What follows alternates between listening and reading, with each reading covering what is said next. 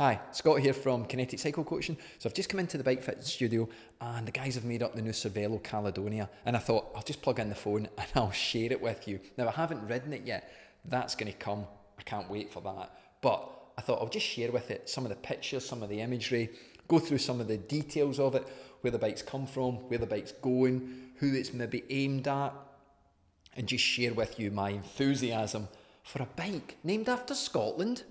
Unfortunately, the Caledonia name comes from the street name where their offices are based in Canada, because they're moving, aren't they? They're going to California. But look at this bike. Isn't it beautiful? Now, you're probably thinking, and you're thinking right, it's part of the old R series, but this is called the new C series. Now, yeah, Cervélo, you're great at trying to confuse us with all your new names, but you never confuse us with your beautiful bikes, your beautiful geometry, the lovely lines, the way that you put the bikes together.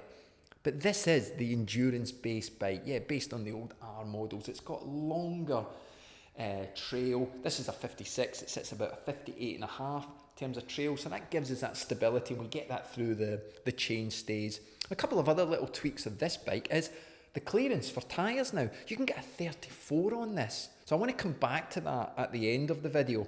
But the 34 is going to make this like sitting on your favourite chair at home, watching your favourite TV show. That is going to give it super stability. This is the R model, and then there's a 5. But the two of them have the same geometry. And although they're endurance-based, you may think, well, that's going to slow the bike down. Yeah, it's got a bigger head tube. We're not going to be able to slam it like we can with an aero bike, but it's fast. And I can say that with confidence, people, because the 5 is going to be ridden by Sunweb at this year's 220 Paris-Roubaix. So they're not going to go on a slow bike, are they? No, it's super fast. And obviously Paris-Roubaix, as you know, over the cobbles, the stability is essential. So it'll be really interesting to see what width of tyre the pros use on that. They won't be going for a 34, I thought, but it'll be interesting to see if there's any differences, especially in front and rear. I think that people who get this bike will venture off-road. You will put a wider tyre on and you will go off-road, maybe because you've never really been able to on your road bike and now you can. So what's the differences between the 5 and the R? Well, one's price. You're going to get an integrated front end on the 5, so everything's hidden away nice and tidy. You're going to get a D-shaped seat post that increases the comfort, and you're going to lose 100 grams. So that 5, frame and forks, is going to come in around about 1,300 grams, and the R's about 100 grams, 1,400 grams. For that, and then it depends on how the bike is built up. This is a 56 that's coming with Ultegra Di2. So the R has another little feature. It has this top tube whereby a cap I can remove and I can put a storage unit. I can put some tools there, I can put some sweets, or I can put a face mask. Both bikes will come with a stumpier saddle, and as a bike fitter, I love this.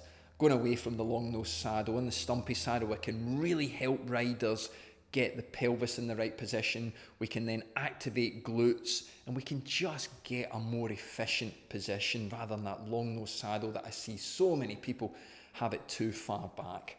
Now this bike is an all-round bike and an all-season bike.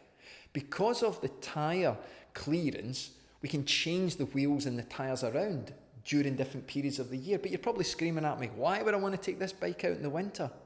Why? Because you've paid for it. You've saved up your pennies and you've paid for it and you want to ride it as much as possible. You just look after it. But the tyre clearance allows you to get the most out of this bike. You want to ride this bike every single day if you had it. When I was riding bikes in the 80s, we had tyres as wide as a ball hair. Now, I won't put a subtitle or a description of what that word means. If you come from Scotland, you'll know exactly what I mean. And it was probably a little bit too rude for YouTube.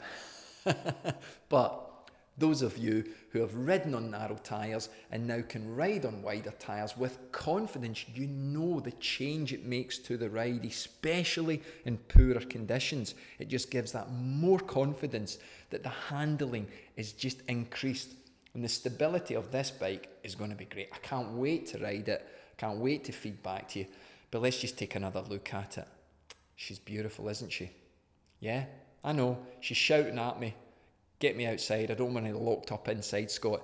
It's not designed to be staying in here. Okay, I better get back to work, and I'll see you in the next video after I've ridden this thing. You take care and keep spinning.